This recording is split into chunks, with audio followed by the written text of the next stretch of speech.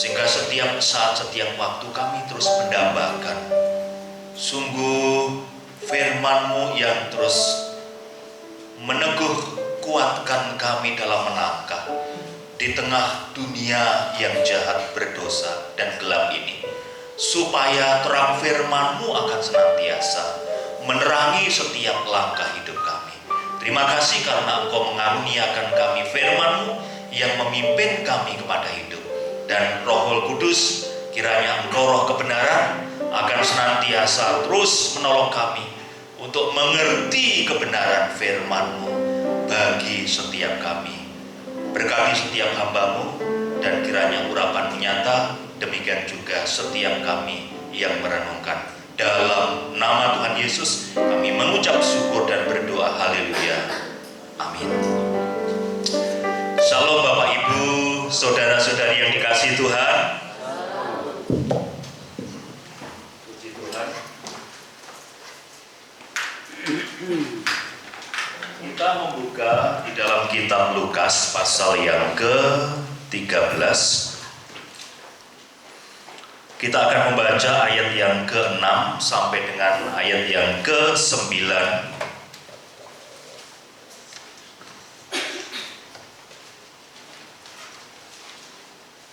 Lukas pasal yang ke-13, kita akan membaca ayat yang ke-6 sampai dengan ayat yang ke-9 ya. Saya akan mengajak Bapak Ibu serta Saudara untuk membaca nas ini secara bertanggapan. Saya akan membaca ayat yang genap, kemudian Bapak Ibu serta Saudara membaca ayat yang ganjil. LAI memberikan judul perikop ini perumpamaan tentang pohon ara yang tidak berbuah. Ayat yang ke-6. Lalu Yesus mengatakan perumpamaan ini, seorang mempunyai pohon ara yang tumbuh di kebun anggurnya, dan ia datang untuk mencari buah pada pohon itu, tetapi ia tidak menemukannya. 7.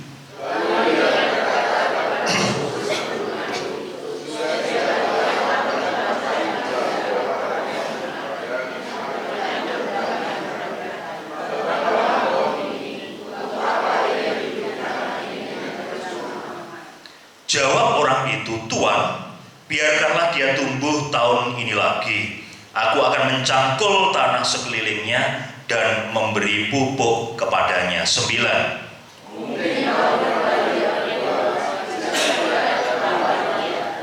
Amin.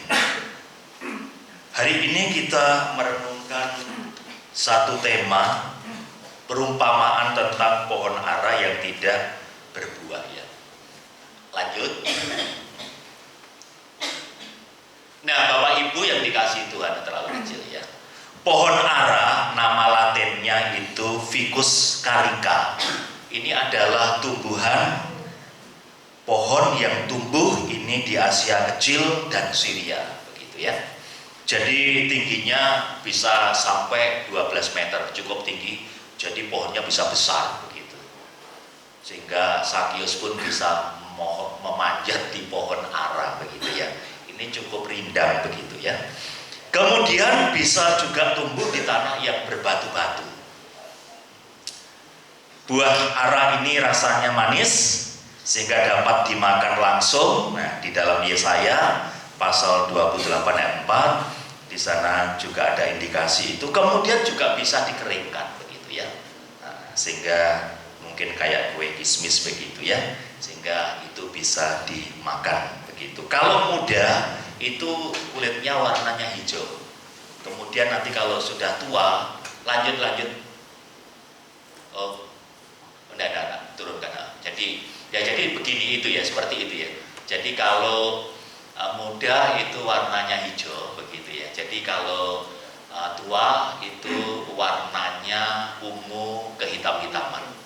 Jadi sampai gombel gitu ya. Jadi itu kalau sudah besar seperti itu ya. Kemudian nanti bagian dalamnya itu warnanya merah, bijinya kecil-kecil banyak gitu ya. Ya kayak delima begitu ya di bagian tengah. Jadi itu bisa nanti dionceng seret begitu. Bisa dimakan, itu buah ara. Sekarang sudah banyak dibudidayakan. Jadi kalau Bapak Ibu pengen buah ara itu buah tim itu ya. Itu bisa pengen online untuk beli pohonnya, mungkin ditanam juga cukup bisa tumbuh baik. Indonesia tanahnya cukup subur ya, karena itu buah ini juga bisa tumbuh di Indonesia begitu. Nah, pohon ara itu di Israel itu sering ditanam itu di kebun-kebun anggur begitu ya. Itulah sebabnya kadang ada semacam perumpamaan itu yang mengatakan berdiam masing-masing di bawah pohon anggur dan pohon aranya. Menurut Haludon, ada 6 manfaat buah ara. Luar biasa sebetulnya buah ini. Buahnya tidak terlalu besar sebetulnya, nggak segini begitu ya. Itu yang pertama meningkatkan kesehatan pencernaan begitu. Yang pencernaannya bermasalah itu bisa mengkonsumsi buah ara. Kemudian meningkatkan kesehatan pembuluh darah dan jantung. Ini jantungnya kuat nanti begitu ya, sehat. Kemudian membantu mengelola kadar gula darah begitu ya. Ini mungkin bisa menjadi alternatif Pak Sabto. Saya nanti coba pesen juga mungkin ya, gitu ya. Mencegah kanker begitu ya. Kanker begitu lah, kantong kering nggak bisa. Nah, tapi kalau ini dibudidayakan juga akhirnya bisa menjadi solusi kantong kering. Kemudian menyehatkan kulit. Nah, ini bagus juga ya, baik untuk kesehatan tulang. Berarti mungkin kalau untuk masa-masa tua mungkin ini juga cukup bagus ya, karena mungkin bisa untuk mencegah osteoporosis begitu ya. Baik, lanjut. Nah, ini latar belakangnya Bapak Ibu yang dikasih Tuhan. Kalau kita membaca di dalam ayat yang pertama sampai dengan kelima, pasal yang ke-13, di sana dikatakan demikian. Pada waktu itu datanglah kepada Yesus beberapa orang membawa kabar tentang orang-orang Galilea yang darahnya dicampurkan Pilatus dengan darah korban yang mereka persembahkan. Yesus menjawab mereka, sangkamu orang-orang Galilea ini lebih besar dosanya daripada dosa semua orang Galilea yang lain karena mereka mengalami nasib itu? Tidak, kataku kepadamu, tetapi jikalau kamu tidak bertobat, kamu semua akan binasa atas cara demikian. Atau sangkamu ke-18 orang yang mati ditimpa menara dekat Siloam lebih besar kesalahannya daripada kesalahan semua orang lain yang diam di Yerusalem? Tidak, kataku kepadamu, tetapi jikalau kamu tidak bertobat, kamu semua akan binasa atas cara demikian. Jadi rupanya memang ada beberapa orang Yahudi itu datang kemudian mengatakan, Guru atau Yesus, ada beberapa orang Galilea itu yang dibunuh oleh Pilatus dengan cara keji, dan darahnya itu dicampur dengan darah korban yang mereka bawa. Yang kedua, ada yang mengatakan ada 18 orang. Ini mungkin saking dosanya gede ya begitu ya. Kan banyak kadang kita memiliki cara pandang demikian. Jadi lek muatine meninggalnya itu demikian mengenaskan, itu pasti betamit sebab bayi kadang begitu ya. Itu sana kayak apa orang ini begitu sampai seperti itu. Ditimpa menara di Siloam. Jadi mungkin ini yang ada di pikiran mereka, sampaikan kepada Tuhan Yesus. Jadi ini cara pandang mereka menilai dan membandingkan diri mereka itu dengan orang lain yang salah begitu. Makanya Bapak Ibu serta saudara-saudari yang dikasih Tuhan, sebetulnya perumpamaan ini untuk mengkoreksi cara pandang mereka yang salah begitu dalam menilai dan membandingkan diri mereka dengan orang lain. Sebetulnya Tuhan ingin katakan sama saja.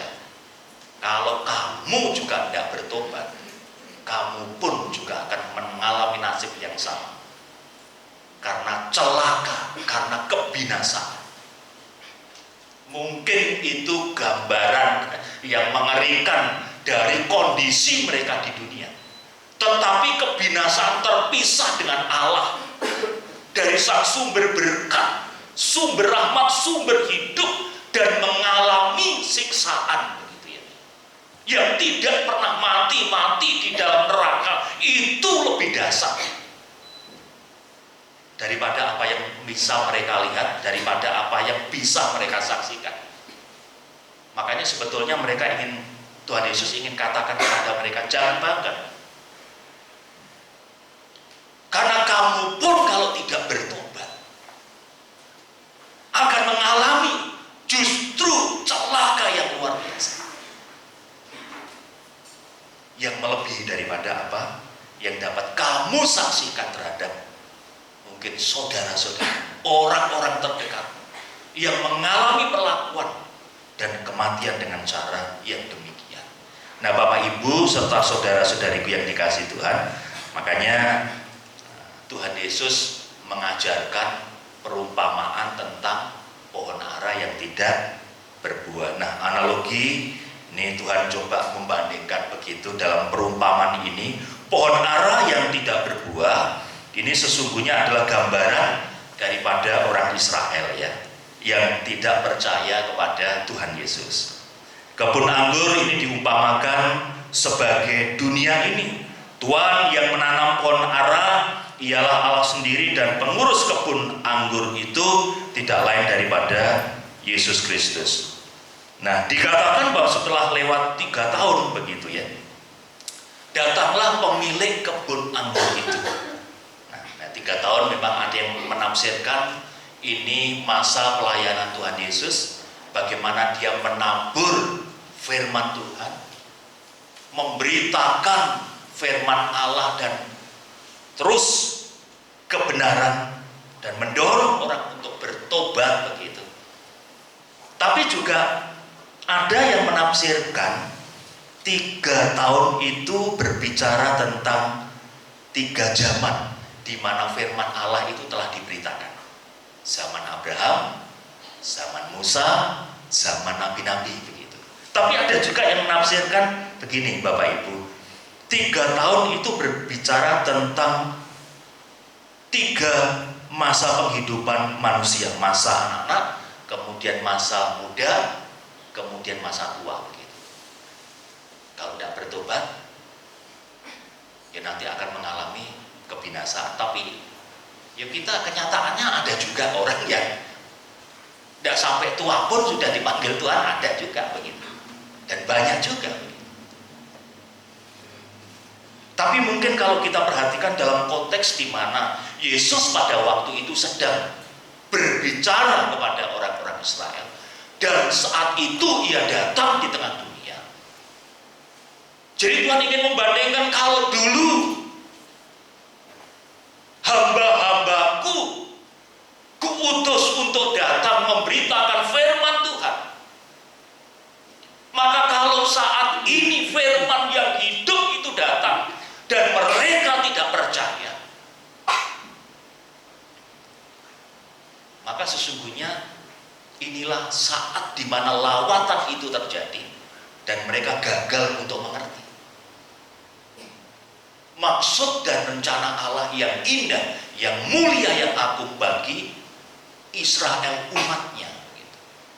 Karena itu Bapak Ibu serta saudara-saudariku yang dikasihi Tuhan, makanya ketika 3 tahun mungkin ini ya sering dilihat tidak berbuah begitu ya, dilihat lagi tidak berbuah sampai 3 tahun, kemudian saking mangkelnya ya, marahnya minta kepada pengurus kebun, potong itu aja, pohon ara tidak berbuah, untuk apa begitu. Tapi rupanya pengurus kebun anggur mohon ya, Tuhan izinkan 1 tahun lagi, aku akan mencangkul tanahnya, memupuknya. Siapa tahu dia akan berbuah. Kalau tidak, sudah potong saja, karena tidak ada gunanya. Nah Bapak Ibu serta saudara-saudariku yang dikasihi Tuhan, ada makna yang indah dan arti yang begitu agung sebetulnya ingin disampaikan oleh Tuhan melalui perumpamaan ini. Yang pertama, lanjut. Jadi arti dan makna perumpamaan yang pertama itu berbicara tentang kerinduan daripada Allah sang pemilik daripada pohon ara itu. Jadi siapa sih sebetulnya yang menanam dan tidak menginginkan mendambakan untuk memetik buahnya begitu ya. Makanya ketika dulu kita tanam yang namanya pohon nangka, itu dari Pak Budi dulu yang tanam begitu, sampai tumbuh itu sewenangnya bukan main. Nangkanya besar-besar begitu ya, sampai akhirnya satu tumbuh itu gede begitu ya. Mas Pilih tak suruh potong, potong tak, bobongnya setelah dipotong gitu abot belum jatuh begitu, dimakan orang Berian habis begitu.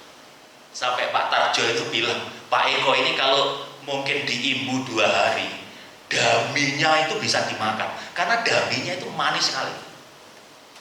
Jadi weman sekali begitu ya. Karena apa? Karena ternyata setelah berbuah lebat sampai 36, saya hitung, waduh ini 36, lebih separuh, wah luar biasa, ini dihitung tinggal arisan aja. Hari ini mateng, ini sopo bagian begitu, saking kumpulnya banyak, lah kok mati gitu ya. Pak Hari waktu itu sempat langsung dikodok, Pak Eko belikan micin, Sasa apa Ajinomoto Pak. Wes terserah, yang penting kok micin. Bolikan micin suwirami begitu, agak luar biasa, agak mengembang begitu ya, agak ndak loyo lagi. Besoknya loyo mati. Aduh, weman sekali begitu ya, karena buahnya cukup lebat daripada yang ditanam di mana. Itu sama, itu dekatnya dapur itu saudara kembarnya. Cuma sayang kalau Melisanya sudah meninggal, ini kembarannya itu tidak mati-mati, tapi tidak pernah berbuah. Pernah mentil tok begitu ya, tapi tidak pernah berbuah. Jadi dong gergetan bacaan. Biar makanya kadang kalau kita nanam buah itu coba dibacok ya. Kalau tidak didoakan kalau tidak berbuah. Biar diikuti aja sekalian gitu. Nah Bapak Ibu yang dikasih Tuhan, sebetulnya ini kerinduan daripada Allah. Jadi sebetulnya ini hal yang wajar, natural. Petani yang menanam pohon buah tentu dia mendambakan pohon itu akan tumbuh dengan sempurna, dan pada akhirnya ketika sudah dewasa, matang, berbuah, bisa menikmati hasilnya. Itu juga sesungguhnya yang didambakan oleh Allah ketika Ia memilih Israel, umatnya. Jadi kalau Allah memilih Israel, umatnya, bukan karena dia baik, bukan karena dia lebih daripada, bahkan dia itu bangsa yang kecil kalau dibandingkan dengan yang lain, tapi semata-mata murni karena ini anugerah belas kasihan. Ia pilih, Ia pungut, Ia kuduskan, sisihkan di antara seluruh bangsa. Tuhan mau dia bisa menjadi berkat bagi yang lain. Nah ini yang pertama sebetulnya Bapak Ibu yang dikasih Tuhan. Jadi ini sebetulnya ingin mengungkapkan di satu sisi itu kerinduan hati Allah yang dalam terhadap umatnya, umat pilihannya, dan juga setiap saya dan saudara yang dipilih, yang dipanggil oleh anugerahnya menjadi miliknya, menjadi umat kesayangannya. Allah pun juga mendambakan buah-buah dalam kehidupan kita. Itu yang pertama Bapak Ibu yang dikasih Tuhan. Kemudian yang kedua, di dalam ayat yang ke-6 ya, ini salah saya ini ya. Ini ayat yang bukan ayat yang pertama, ini ayat yang ke-6. Jadi di sana dikatakan demikian. Lalu Yesus mengatakan perumpamaan ini, seorang mempunyai pohon ara yang tumbuh di kebun anggurnya, dan ia datang untuk mencari buah pada pohon itu, tetapi ia tidak menemukannya. Begitu.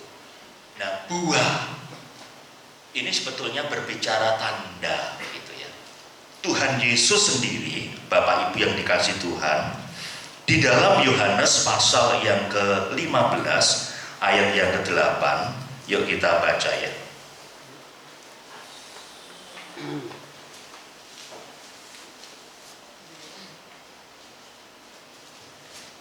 Di sana dikatakan demikian. Dalam hal inilah, Yohanes pasal 15 ayat 8, Bapakku dipermuliakan, yaitu jika kamu berbuah banyak, dan dengan demikian kamu adalah murid-muridku. Jadi sebetulnya buah, Tuhan Yesus ingin katakan, buah itu adalah tanda bahwa seseorang itu adalah murid Kristus. Mengapa? Karena kalau kita membaca di dalam Yohanes pasal 15 ayat yang kelima, di sana dikatakan demikian. Yohanes 15 ayat yang kelima, Akulah pokok anggur dan kamulah ranting-rantingnya. Barang siapa tinggal di dalam aku dan aku di dalam dia, ia berbuah banyak. Sebab di luar aku kamu tidak dapat berbuat apa-apa. Jadi Bapak Ibu yang dikasih Tuhan, buah, jadi berbuah, ini adalah tanda bahwa seseorang adalah murid Tuhan Yesus. Mengapa? Karena hanya di dalam Kristus saja seseorang itu dapat berbuah. Dan ini jelas pernyataan daripada Tuhan Yesus. Di luar Kristus bagaimana? Tidak ada.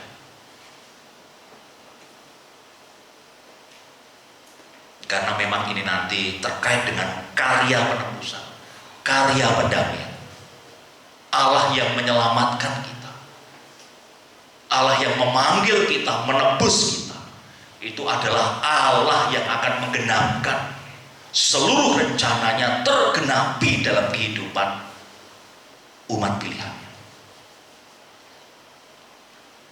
Yang bukan saja mempersembahkan dirinya sebagai pengantara tunggal di hadapan Allah dan manusia, Yesus mempersembahkan darahnya, darah perjanjian itu, dan yang mengaruniakan rohnya,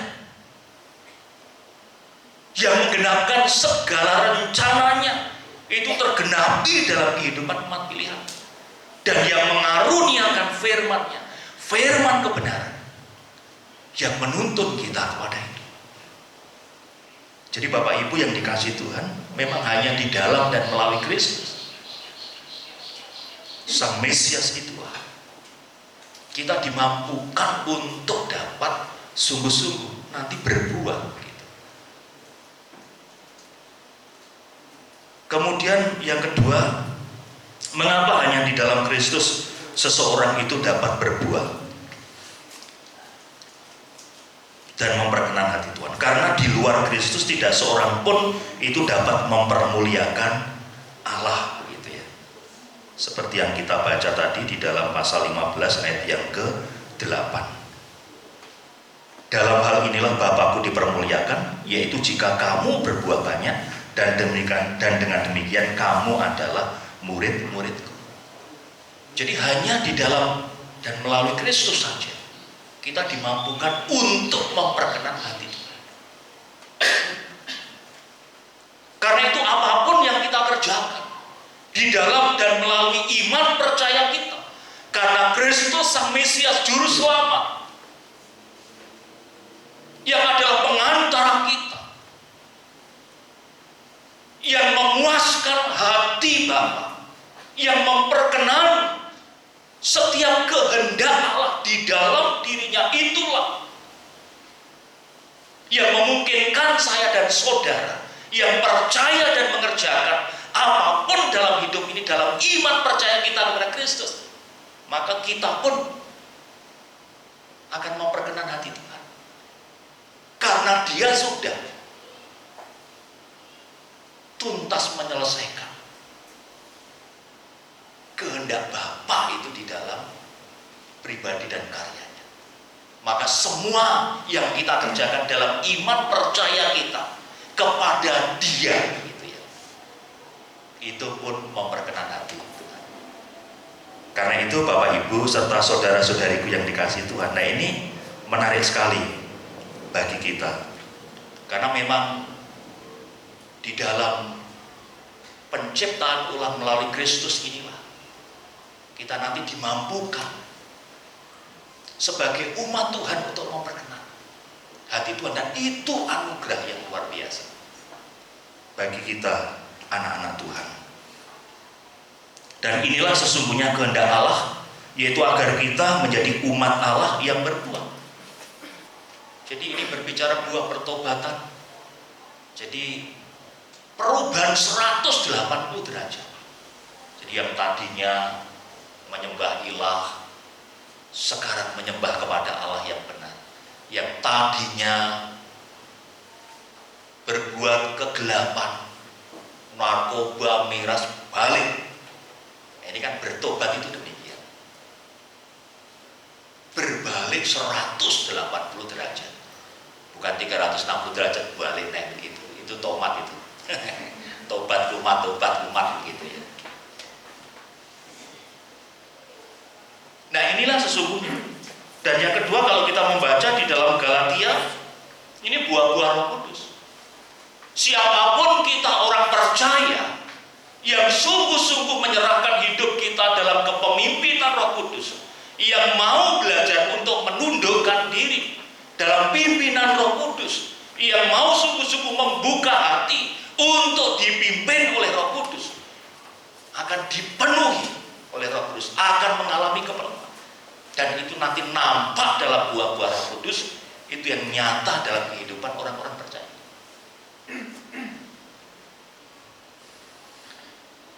Karena itu Bapak Ibu yang dikasihi Tuhan, ini sebetulnya buah-buah yang didambakan oleh Allah dalam kehidupan kita, yang memungkinkan kita memperkenan hati Allah, karena pada akhirnya kita hidup dalam anugerah karya daripada Kristus yang jadi dasar keselamatan kita, dan melalui karya Roh Kudus yang memampukan kita dalam kuasanya untuk melakukan kehendaknya, melalui kuasa firman yang terus menolong kita, mengoreksi kita hidup seturut dengan kehendaknya. Sehingga disitulah Bapak Ibu yang dikasihi Tuhan, melalui karya daripada Allah Tritunggal, Bapa, Putra dan Roh Kudus, kita sungguh-sungguh dimampukan untuk menjadi anak-anak Allah yang memancarkan kemuliaan ilahinya. Makanya Stephen Tow mengatakan bahwa buah itu merupakan tanda daripada kehidupan. Karena kalau tidak berbuah tidak mungkin begitu ya. Karena pohon itu kalau hidup ya pasti dia nanti akan bertumbuh. Yang pertama kehidupan, tanda pertumbuhan, kemudian sampai kematangan, akhirnya menghasilkan buah, dan buah itu juga tanda dari jenis begitu ya. Jadi kalau buah ara ya pasti buahnya ara gitu loh. Kalau pohon anggur pasti buahnya anggur begitu ya. Tidak mungkin kita tanam pohon mangga terus buahnya durian sama manggis. Enggak ada. Jadi durian itu manggis. Nah, ini lengkap katanya. Tapi pohon mangga ini heran juga saya ini. Sepanjang tahun berbuah ini pohon mangga kita di depan ini. Meskipun rasanya nano-nano ya. Ada manisnya, ada kecutnya begitu ya. Kalau untuk rujak gobek enak karena ada wanginya. Seperti itu. Makanya nanti kalau semua tidak berbuah, kalau ada yang mengidam, paling tidak datang ke sini mesti ada begitu. Karena sering kadang ditawar orang ini. Tapi nawarnya murah, oh enggak musim mangga Pak. Saya beli 300 Pak. Jangan, kalau 500 tak kasihkan gitu.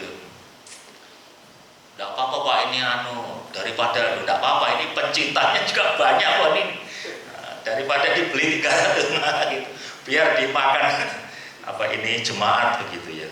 Jadi teman-teman hamba Tuhan juga banyak yang suka ini begitu ya. Sehingga kalau PGD, Persekutuan Hamba Tuhan garis depan, saya selalu ditanya begitu, Pak Eko gimana mangganya? Gitu. terutama sama Bu Daniel ya, Ibu Daniel, Ibu Pendeta Daniel gitu. Itu yang kedua Bapak Ibu yang dikasih Tuhan, buah yang diharapkan sang pemilik itu juga Tuhan mendambakan itu juga dalam kehidupan kita. Sudahkah sebagai umat Tuhan betul-betul kita juga menyatakan buah-buah iman dalam kehidupan Kristiani kita? Itu nyata. Karena memang ini berefek begitu ya. Vertikal, horizontal. Karya Kristus akan memampukan kita melalui Roh Kudus dan firman-Nya akan memampukan kita memperkenan hati Tuhan.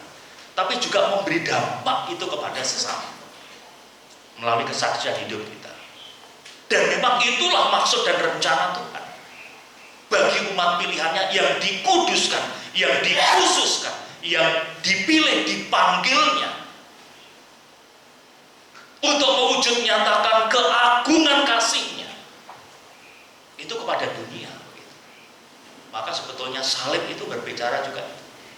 Karena memang di dalam karya Allah Tritunggal yang memanggil, memilih dan menguduskan kita umat pilihannya itu supaya di satu sisi kita memperkenan hati Tuhan, tapi juga di sisi yang horizontal kita dimampukan untuk menjadi berkat bagi sesama.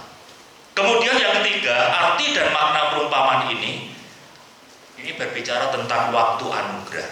Di dalam ayat yang ke-7 di sana dikatakan, lalu ia berkata kepada pengurus kebun anggur itu, sudah 3 tahun aku datang mencari buah pada pohon ara ini dan aku tidak menemukannya. Tebanglah pohon ini. Untuk apa ia hidup di tanah ini dengan percuma? Kemudian 8 jam orang itu, Tuhan, biarkanlah dia tumbuh tahun ini lagi. Aku akan mencangkul tanah sekelilingnya dan memberi pupuk kepadanya. Jadi sebetulnya waktu 3 tahun ditambah lagi 1 tahun, 4 tahun itu berbicara tentang sebetulnya waktu anugerah. Jadi setiap momentum yang dianugerahkan dalam hidup umatnya itu berbicara tentang waktu anugerah. Bapak Ibu yang dikasihi Tuhan, di dalam Tuhan setiap momentum itu berharga.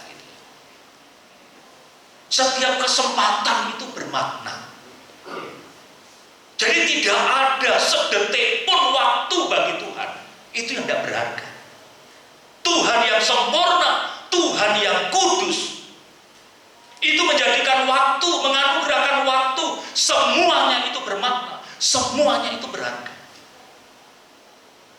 Karena ini berbicara waktu anugerah, sebuah momentum kairos dalam Yunaninya yang dianugerahkan oleh Tuhan kepada saya dan saudara untuk dihidupi, untuk dimaknai, dijalani dalam hidup kekristenan kita. Dan tidak ada boleh sedetik pun, sedikit pun waktu itu disia-siakan. Ya, saya tidak katakan terus waktu ini Pak, kalau gitu apakah saya terus 24 jam tidur di gereja? Bapak Ibu yang dikasihi Tuhan, seluruh dimensi hidup kita itu adalah ibadah. Jadi ibadah itu bukan hanya berbicara tentang kegiatan-kegiatan gerejawi saja gitu ya. Itu hanya 50% saja pernyataan itu. Tetapi seluruh aspek hidup kita yang kita bekerja itu ibadah. Ya kalau kita sekolah menjadi pelajar itu ibadah. Ketika kita bermasyarakat di tengah keluarga, seluruh kesempatan di dalam seluruh totalitas hidup kita itu ibadah gitu ya. Jadi makanya mari kita maknai setiap kesempatan, setiap momentum, setiap waktu yang dianugerahkan Tuhan. Itu Tuhan mau begitu ya. Kita tidak menyia-nyiakan itu. Karena itu mari kita maknai begitu ya. Dengan sebaik-baiknya.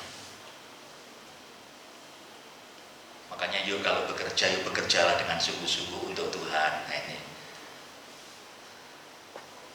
Pak Adi kemarin sudah menyampaikan firman di keluarga. Ya Pak Setio, puji Tuhan. Kemarin bapak-bapak ya, akhirnya ngelah bagus, kita saling menguatkan dengan firman Tuhan begitu ya. Di masyarakat begitu ya. Kalau kita mengerjakan semuanya untuk Tuhan, kita tidak akan pusing nanti. Orang mau menilai begini, menilai begini. Kita betul-betul mau mencibir, mau tidak. Kita sungguh-sungguh yang penting tulus kita kerjakan semuanya untuk kemuliaan Tuhan. Hasilnya akhirnya namanya orang tidak senang begitu ya. Itu kan beda tuh. Orang tidak senang itu guyu dianggap menyek. Itu orang tidak senang itu ya. Golek gak guyu orang bersemu terus begitu. Orang kalau kita hanya terpaku begitu, tidak akan damai nanti kita. Melayani dengan sungguh-sungguh, lakukan tugas tanggung jawab kita dengan sungguh-sungguh. Apapun kita kerjakan untuk kemuliaan Tuhan, kita kerjakan sebaik-baiknya, semaksimal mungkin. Entah orang mau menilai, mengkritisi, ya puji Tuhan kalau memang itu baik dikritisi dan itu benar, kita juga harus rendah hati untuk melakukan. Dan ini sesungguhnya waktu itu gitu ya, waktu anugerah itu. Karena itu Bapak Ibu, saudara-saudariku yang dikasihi Tuhan, jangan biarkan kesempatan ini berlalu begitu ya.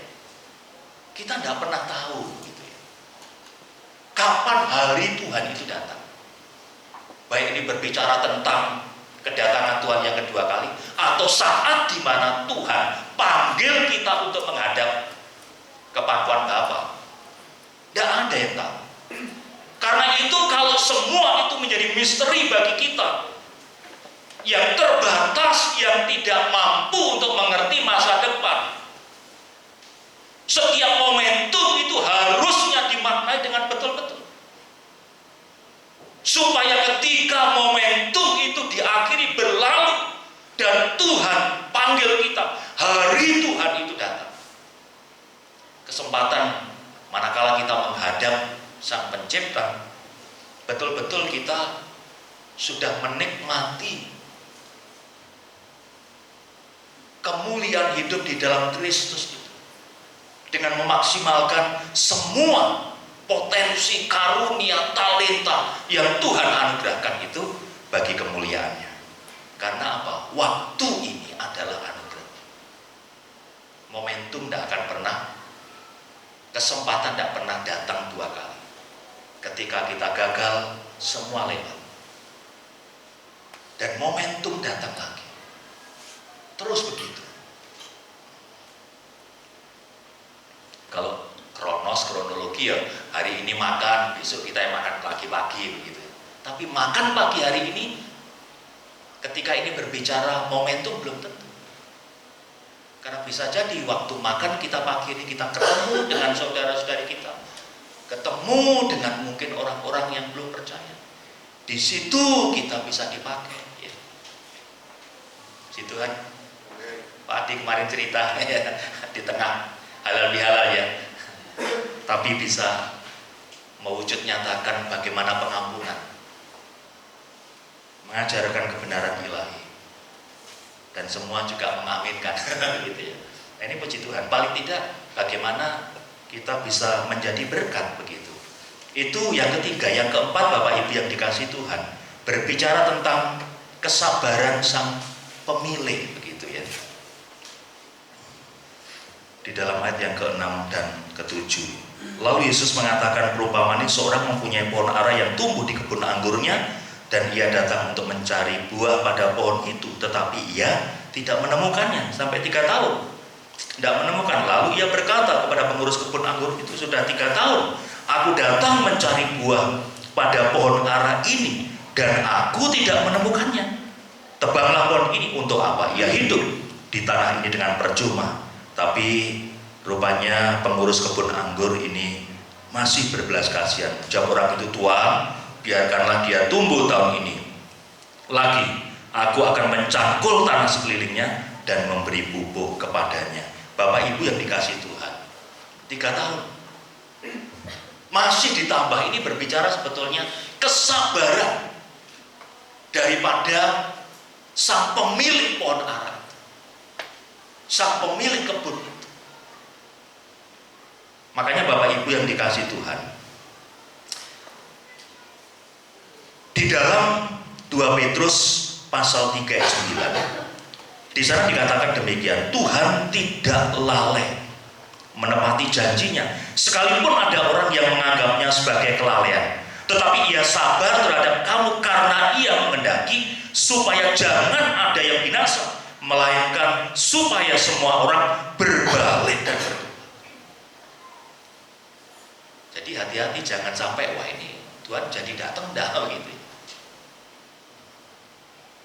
Hati-hati juga.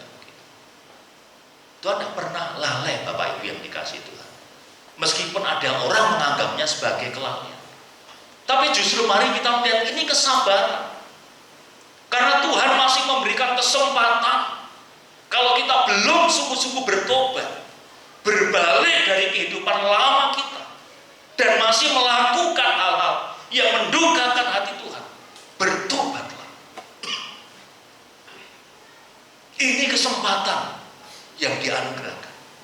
Jangan sampai pintu anugerah itu akhirnya hilang dan kita gagal untuk menikmati itu. Anggaplah ini kesabaran Tuhan. Ketika Dia masih mengizinkan setiap kita untuk menikmati. Ketika Tuhan mengingatkan melalui firman-Nya. Ketika Tuhan mengingatkan melalui nasihat orang. Ketika Tuhan mengingatkan melalui apapun, itu pintu rahmat itu dinyatakan. Dan harusnya membawa kita kembali kepada kebenaran. Karena sebetulnya itu wujud kasih. Jadi ketika diingatkan begitu, wah ini pintu rahmat. Ketika kita, makanya hati-hati juga begitu. Kalau orang sudah dengarkan firman, dan sebetulnya tapi akhirnya menutup pintu hati, sehingga akhirnya hati nurani menjadi tumpul, diingatkan, dinasehati.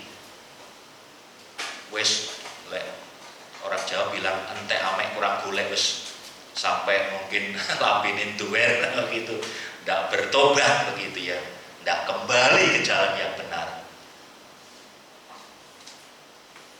Maka dia sedang gagal untuk melihat kesabaran Allah yang penuh kasih mewujud nyatakan itu melalui itu. Kemudian yang kelima, Bapak Ibu yang dikasih Tuhan, kalau kita perhatikan perhatian dari sang pemilik kebun terhadap semua peliharaannya. Jadi di sana dikatakan, untuk apa ia hidup di tanah ini dengan percuma, daripada merusak. Nanti makanan termakan tidak berbuah. Kalau pohon bisa kadang merusak keramik dan lain sebagainya, untuk apa? Kalau tidak berguna, tebang. Nah Bapak Ibu yang dikasih Tuhan, ini sebetulnya gambaran daripada umatnya Israel yang dipilih secara khusus, ditempatkan di tengah-tengah dunia supaya bisa menjadi berkat, tapi kenyataannya begitu, justru menjadi penghambat orang datang pada Tuhan Yesus. Karena berapa banyak akhirnya anak-anak Tuhan kan dibunuh. Paulus itu sampai berapa? Menangkap, membunuh Stefanus. Tapi akhirnya dia ditangkap Tuhan Yesus dan menjadi luar biasa, rasul yang luar biasa bagi kemuliaan nama Tuhan. Sampai akhirnya orang Kristen tersebar, dianiaya.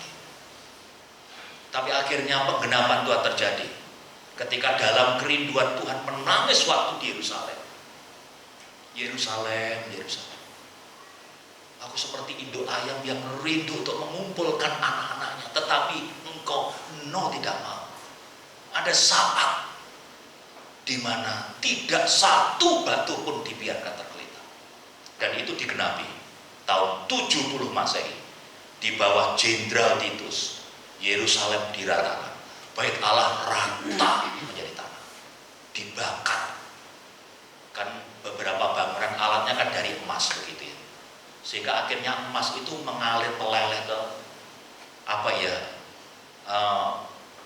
Apa itu, kalau ini batu bata kan ada lubangnya begitu ya. Sehingga akhirnya orang itu dongkeli supaya bisa mendapatkan. Sehingga akhirnya bait Allah itu rata dengan tanah, didongkeli sampai tidak ada. Semua firman nubuatan Tuhan Yesus tergenapi secara sempurna. Pemberontakan akhirnya Romawi mengirim Jenderal Titus, basmi ditumpas orang-orang Yahudi yang tetap tidak percaya kepada Kristus. Nah, Bapak Ibu yang dikasih Tuhan, Allah pun di satu sisi sama, karena kita umat pilihan. Ketika momentum kesabaran waktu yang diberikan tidak kita respon dengan sungguh-sungguh, maka hal ini pun bisa terjadi dalam kehidupan kita. Karena apa? Karena Tuhan juga peduli terhadap yang lain. Umat dipanggil untuk menjadi berkat. Umat dipanggil untuk menjadi berkat bagi orang lain, dan bukan justru menjadi penghambat. Karena itu mari kita sungguh-sungguh koreksi, kita introspeksi diri. Kalau kesaksian hidup kita justru tidak membawa orang kepada Kristus, maka hati-hati. Kalau justru melalui kelakuan kita orang tidak justru respect pada Kristus, kalau melalui perbuatan kita, kalau melalui tutur kata kita, justru akhirnya orang tidak terberkati datang kepada Kristus, maka hati-hati. Maka sesungguhnya kita sedang menjadi penghambat orang untuk percaya, orang untuk terima, orang untuk mengalami kasih Tuhan. Mahatma Gandhi itu orang yang sangat cinta. Dia begitu respect melihat khotbah di bukit, itu luar biasa. Tapi ketika ia dulu sekolah di Inggris begitu, dan ketika akhirnya ia tertarik untuk datang ke gereja, dan ketika ia datang, penjaganya bilang, kamu orang hitam, mau kemana? Mau beribadah, tempatmu bukan di sini. Maka saat itu dia katakan, kalau aku membaca firman Tuhan hari ini, saya ini orang pengen menjadi orang Kristen, tapi kalau lihat kesaksiannya orang percaya, maka lebih baik saya tidak menjadi Kristen. Karena itu Bapak Ibu yang dikasih Tuhan, kalau melalui tutur kata, kalau melalui perilaku, kalau melalui perbuatan kita, kalau melalui sikap kita, dan apa yang kita lakukan, justru ini menjadi penghalang orang datang kepada Kristus, maka hati-hati. Hati-hati, karena kita dipanggil untuk menjadi berkat bagi orang lain. Yang keenam, Allah tidak menghendaki seorang pun binasa. Itulah sebabnya kesabaran Allah dimaksudkan supaya tidak seorang pun binasa, melainkan berbalik dan bertobat. Di dalam 2 Petrus pasal 3:9 tadi. Oleh sebab itu janganlah kesabaran Tuhan itu kita permainkan. Janganlah panjang sabarnya kita sia-siakan.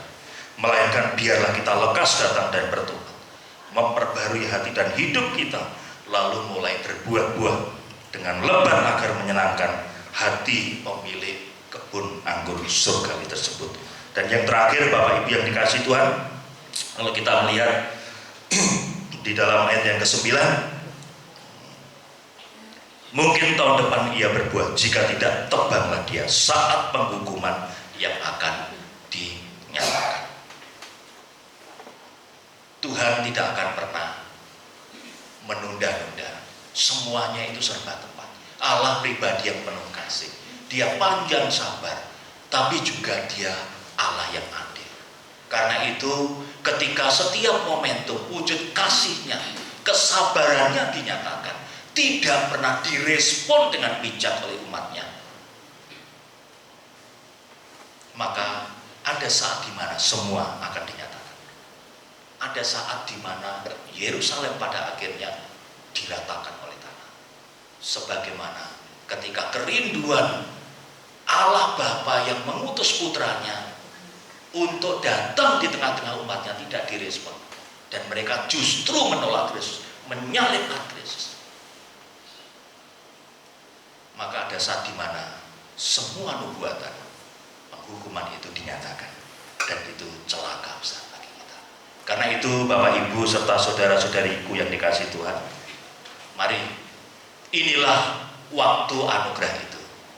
Mari jangan sia-siakan momentum yang berharga yang Tuhan percayakan.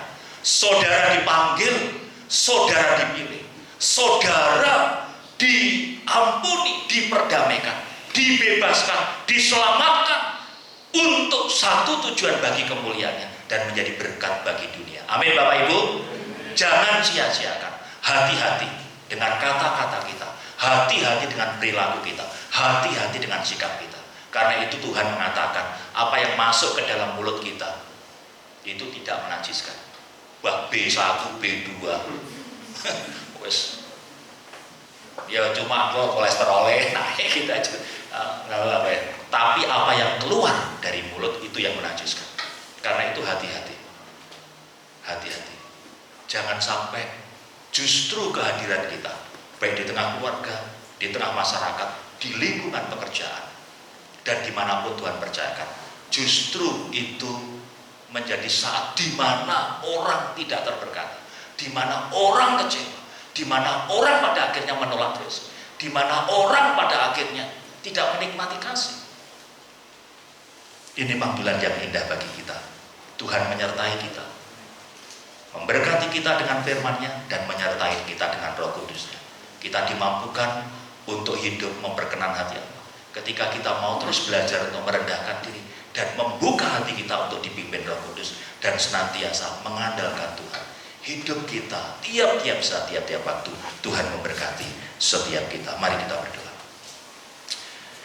Bapa di dalam surga, hamba-Mu berhenti berbicara, tapi kami bersyukur Engkau mengaruniakan kami Roh-Mu yang kudus untuk terus menolong kami mengerti dan memahami maksud firman dan mengerjakan semuanya itu dalam hidup kami. Terima kasih, berkati kami Tuhan, dan kami rindu supaya senantiasa hidup yang singkat ini boleh menjadi hidup yang bermakna, sehingga melaluinya orang terberkati melalui hidup kami, orang terberkati melalui kehidupan kita, orang sungguh-sungguh boleh mengalami lawatan Tuhan, lawatan Kristus melalui hidup kita, dan orang menikmati damai sejahtera melalui kehidupan kita. Orang menikmati jamahan kuasa Tuhan melalui kehidupan kita. Orang merasakan berkat jasmani juga melalui kehidupan kita. Kiranya sungguh hidup yang terbatas ini sungguh boleh Tuhan pakai menjadi alat bagi kemuliaan-Mu dan menjadi berkat bagi sesama kami. Terima kasih Bapa di surga. Dalam nama Tuhan Yesus mengucap syukur dan berdoa. Haleluya. Amin. Waktu saya serah.